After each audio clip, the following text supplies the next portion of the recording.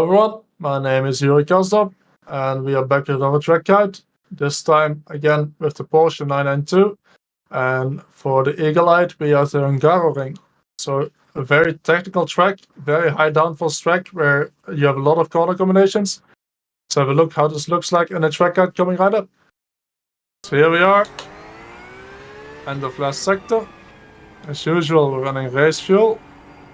At the start of the race, the car can be a bit understeery, so we need to be careful with that here. Running out of the last corner. It's one of the corners where it can understeer a lot. We're running a lot of downforce in the car, and that's because the longest straight is this here, and it's not very long. Already coming up to the braking, just before the 100.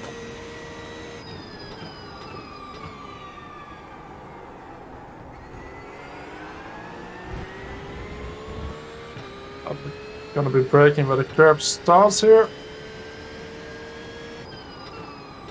Have to keep it tight.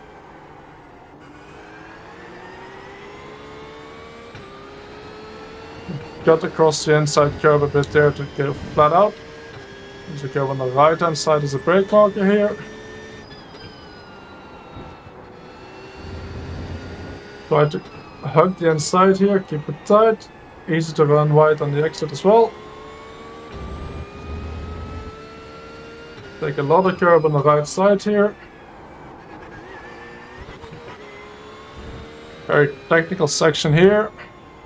Make sure the front is loaded into the corners. And keep it tight for the left-hander. Make sure to not run wide on the exit here. Very easy to do. Like just before the curb starts on the left side.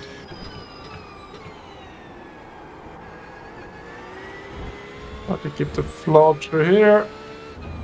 Hug the inside. Try to get traction out of the corner.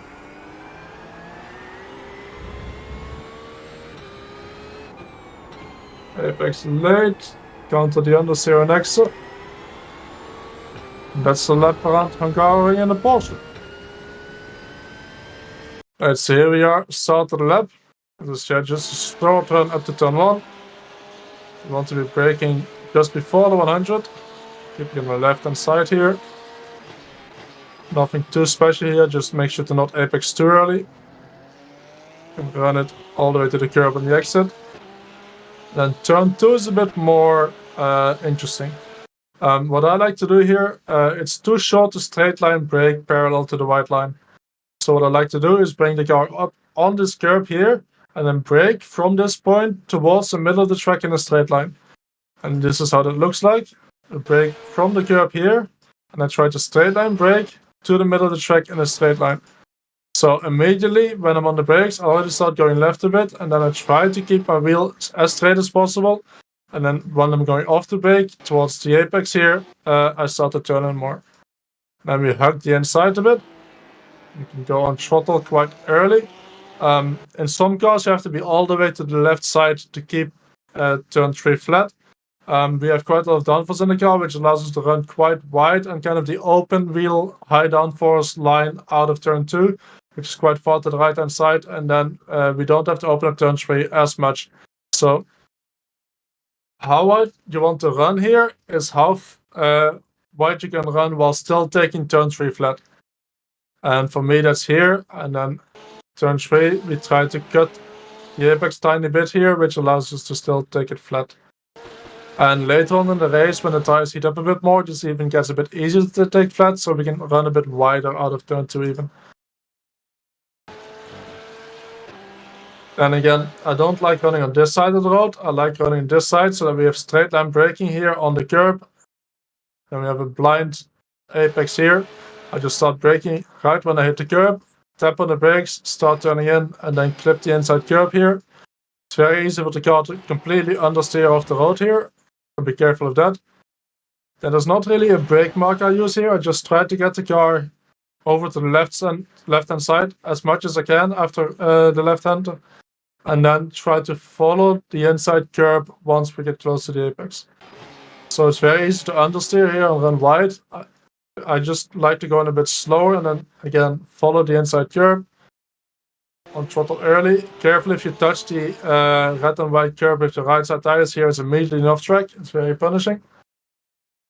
Then we get the chicane. I like using the curb and entry here, so instead of braking parallel to the white line, I brake a bit onto the curb, which allows me to open up the corner a bit more. We can run onto the concrete on the right hand side here, and that allows us to get a nice line to the left hand side over the anti-cut and just keep it flat and the car will stick. I use all the concrete on the right hand side here as close to the grass as you dare. If you brake on the grass, you're gonna have a bad time. So as close to the grass without consistently losing the grip. Brake quite early to clip the apex here. Use the concrete on the left hand side as well. Make sure you don't run too wide on this corner combination. If you run too wide here, it's going to cost you a lot in the next right-hander, especially on the exit. So make sure to not exit further than the middle of the track. Slowly building up the throttle. Next left-hander is easy flat. All we have to do is make sure we're entering the next right-hander again from the curb. So we want to be at this point here at least entering the next right-hander. You want to come off the brakes and then try to get the rotation in the car, because it's very easy in the exit here to go on throttle too early and then have the car understeer right on the exit. Your right side tires have to be touching the red and white curb here. Bring it over to the left hand side. Again, I like using the curb and entry here a bit. I brake just before getting onto it. Use all the apex curb here, close to the grass as you can. Build up the throttle early. Again, this is a very tricky corner. There's not really a brake marker for the next corner. There's not really a set line you have to do either, which makes it very, very tricky, and it depends a lot on how much grip you have and what part of the race you're in. I try to bring it over to the right-hand side, so I'm braking as much in a straight line as I can, and then slowly bring it over to the inside. But as you can see, I'm not apexing too early. I'm only getting towards the inside now, which is quite late in the corner. And then I try to make sure that the car has enough traction out of the corner to not lose the rear too much and not go onto the curb too much on the right hand side here, which can also cost you traction. We can use the pit entry a bit here. We can just use the curb here and then bring it over to the left hand side again. Again, not really a brake marker here. Try to open up the last corner though. So bring it all the way over to the left hand white line and then brake a tiny bit because we're turning already, so we can't brake too hard. Brake a tiny bit and carry that brake quite long into the corner. And just be patient, be patient. The car can understeer here, especially if you're overloading the fronts by braking too much or turning too much.